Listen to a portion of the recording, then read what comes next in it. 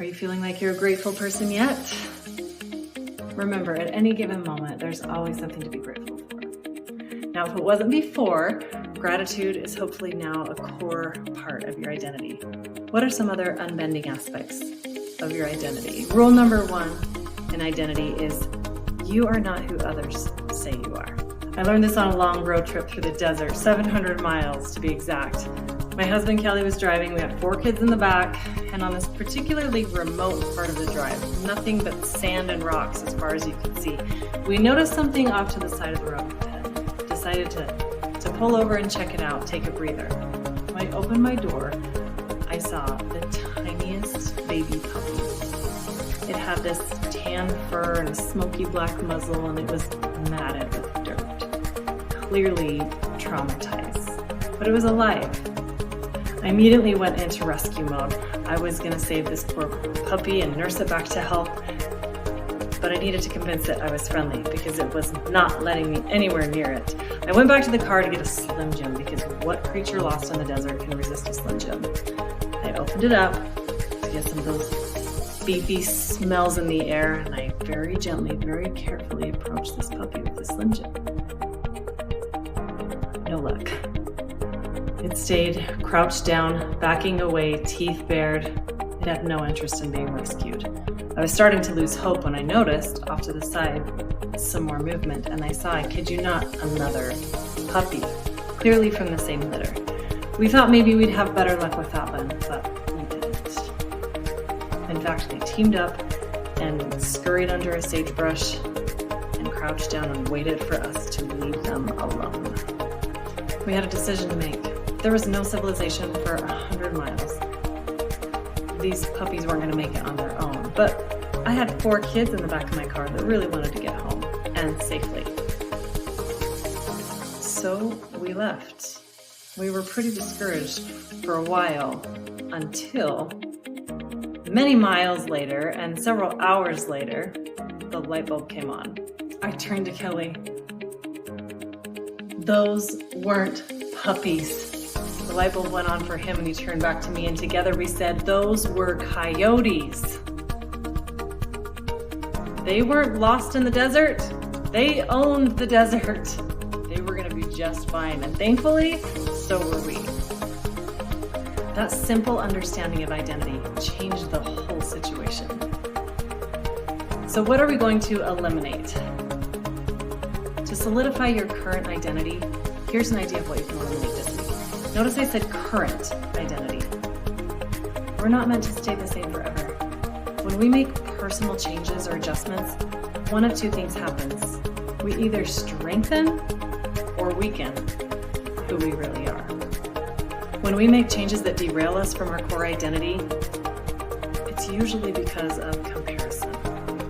Now, you may have a role model, and that's actually really healthy, sort of. Learn from others. Watch the behaviors that lead to the results that you're after. But know that you were not meant to be someone else. You're meant to be you. So act like it. Don't pave the path of your life with iron tracks. Allow for some variation and be open to becoming something even better than you imagined. Last month, we went down this rabbit hole of looking at old national anthem performances for sporting events, and we came across one that really stood out to me. James Earl Jones.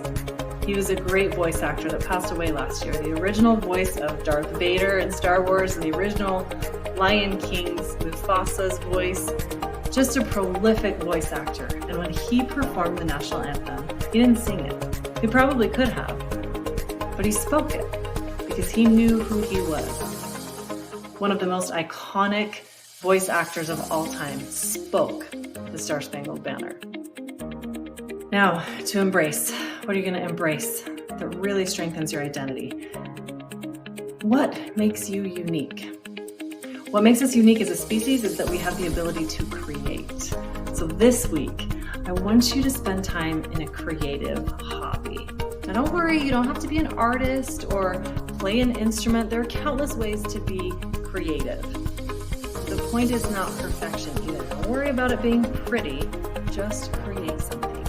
Bake. Build something on Minecraft. Draw up a basketball or football play. there are 2 requirements. Number 1, it has to be something you love. And number 2, you have to do it alone.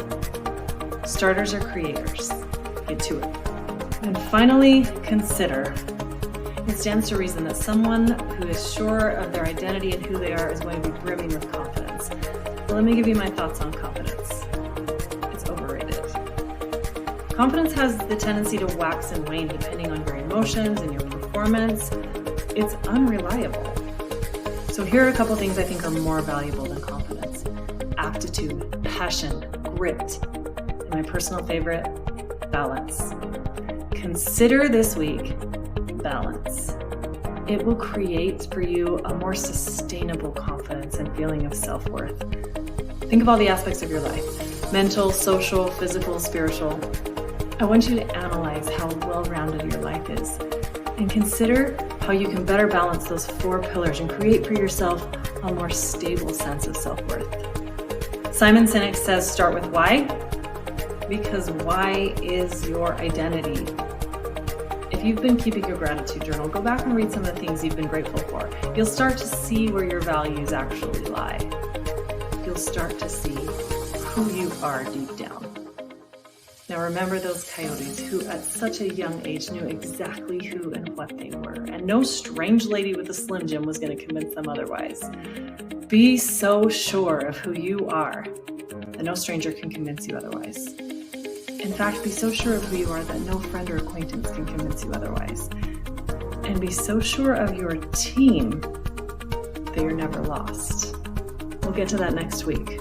But for now, be a starter. Be you.